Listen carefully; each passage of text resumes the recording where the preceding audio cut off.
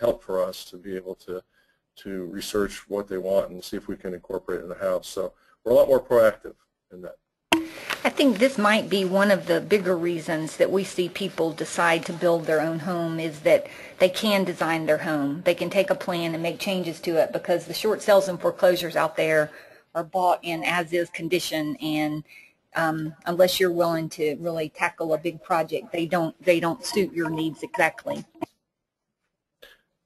That's true. That's very true, and we're really enjoying that as of late. You know, the building codes are drastically improved.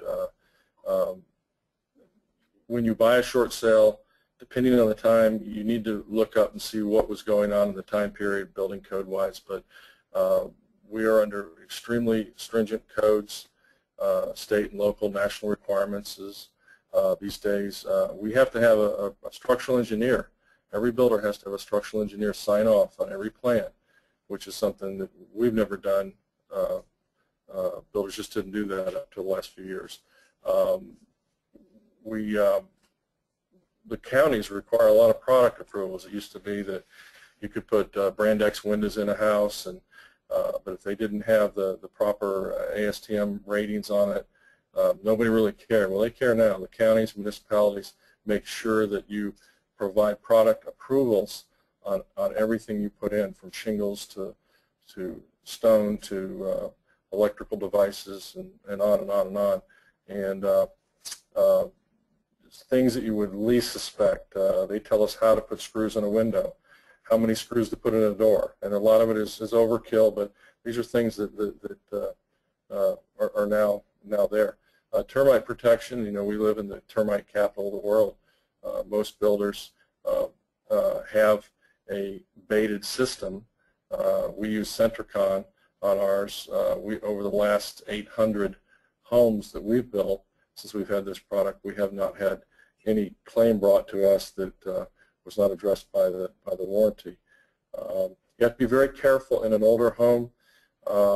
In a home that was built 10 years ago that has not had any baited termite protection system, they didn't use the best of slab poisoning. There's a product, and I don't know if I can pronounce it right, chloridane or something, that was used all the way up until the 90s, and it was outlawed. And it did kill termites. It nuked them for, you know, about 20 years. And since then, what we put in really doesn't have a big shelf life. So anybody that buys any home, whether it's a short sale or a new home, make sure that when you get your bond that you're having a perimeter bait system for termites around your house. Energy efficiency is so much higher. I mentioned before, new product innovation is changing as fast as things are on the internet, so it's a good thing. A lot of builders in North Florida, 90%, probably 95% of the homes built are wood frame. A lot of people are confused on that. They want to know why block. Why do you drive to Orlando and find it all block? Why is it all wood here? A lot of it's a regional thing. Engineers dictate how we build these homes. If you look at your screen, you'll see this 2x4 spacing. There are cables and clips and straps that hold it down. A lot of people ask, well, is a block home stronger? Well, during a hurricane, it's very possible the block is going to be standing, but you're not going to be there. That's what insurance is for.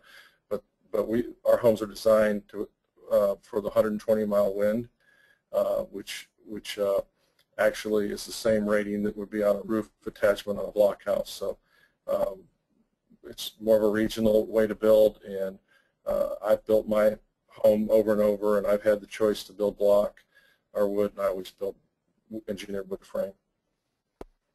We have one question about termite protection with frame versus block. Can you address that? Yes, in both cases, a lot of even the insurance people are a little confused about this. If you have a block home, of course your termites are not going to eat your block, but what's attached to the block is furring strips, and furring strips are made out of wood. Your trusses are wood. All your interior walls are wood.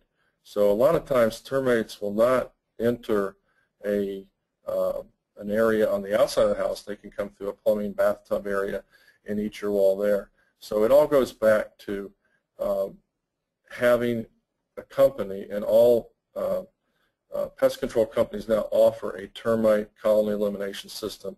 So there's actually an equal with that.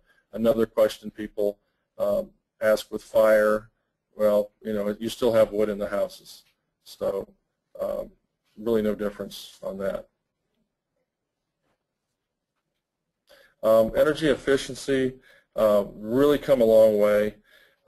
You look at the picture and you'll see some shiny stuff up in the attic. That's a tech shield. That's a radiant barrier. When you use that, about 95% of the sun's rays that hit your roof actually reflect off and don't get in your attic. And everybody knows your attic is, if it's 90 degrees outside, you know, your attic might be 120. So you want to keep that heat out of there. Another, if you've seen blown cellulose insulation is tighter than the old fiberglass. They also have an open and closed cell foam insulation, and that is a superior product that if you visualize an igloo cooler, that's what you're doing in your house. You're basically turning the roof system and the walls into a cooler environment there. Some of the things we do that's hard to describe in this photograph, but six-sided framing, and what that means is building scientists have determined that there was a lot of air leakage in a home, and where you had a wall that came in contact with the ceiling or a light fixture that came in contact with the ceiling, we found that, you know, upwards to 10% of the air conditioning in the room was escaping to the attic.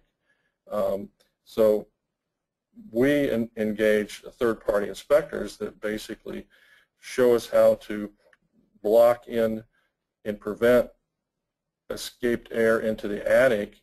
And one of the things that we do from an inspection standpoint is, when we're all done, how do we know that we aren't losing air? We actually have an inspector go in the attic with a beekeeper's smoke device that will walk around the attic, and rest assured every house we build will have a leak or two, but we can find it and fix it. Another thing that people don't realize that just really drains your utility bill, it is perfectly normal for air conditioning duct to leak 5 to 7%. That's in the building code, that it's okay to do that. Well, that shouldn't be okay that it leaks. But over the years, they've understand that a duct might leak, and so what? Well, if it's leaking 7%, you're paying 7% more for your air conditioning. Your house may be damper. So you can today we've making our duct work more seamless, and we also have a duct test before the house is drywalled. They hook a device up to the registers, and it blows air, and it's basically looking for a leak. And if there's a leak, they can use the smoke device to find out where it is, and they can fix it. So that's huge. All these things we're talking about also result into a more comfortable house. You walk in a house that's been insulated, it sounds quieter. You look around, you're not dusting every week. The dust is pulled down. As a standard, our company uses low E glass. It basically, if you go up to a window that's non-low E glass where the sun is hitting and put your hand up there, it feels hot. If you do that with low E glass, you won't feel that. So we're keeping the UV rays out. The biggest advancement is going to be on the equipment, the air equipment. If anybody has heard SEER rating, S-E-E-R, 10 years ago, air conditioning had a rating of 8 SEERs, and now you typically 14, 15, 16. So they've almost tripled their efficiency. They don't work as hard. They have multiple fan speeds, so they don't break as often. And you can actually use less tonnage. One of the biggest myths was, if somebody wanted their air to work right, they just said, well, I want you to make sure you put enough tons of air in. I want you to double my tonnage. And as builders, we said, sure, we'll do that. But building scientists came back and described to us that, you know, the more tonnage you put in, it is not necessarily the best thing for efficiency and making it work. You're making your house damp by putting too much air into it. So all this is looked over by a engineer. They basically look at where the house sits. Is it which orientation is it to the sun, and size equipment accordingly. You do all this. These are things that most builders, nobody did several years ago. You can save 30 to 40% of your utility bills. You can be more comfortable, and you will see in new homes that are going forward to be built, while none of this so far is mandated by the government, a builder that does not do what I just described in the next year or so will not be able to sell a house, because every builder will. So that's to keep in mind when you buy an older house. There are ways to retrofit and get it up to somewhat of a standard. We have a couple of questions, Don.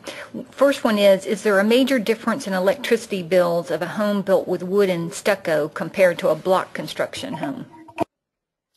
What I just described, there's really the wood frame home, because of your wall thickness and your cavity you have for your on the side walls, is going to rate a little higher than a block home.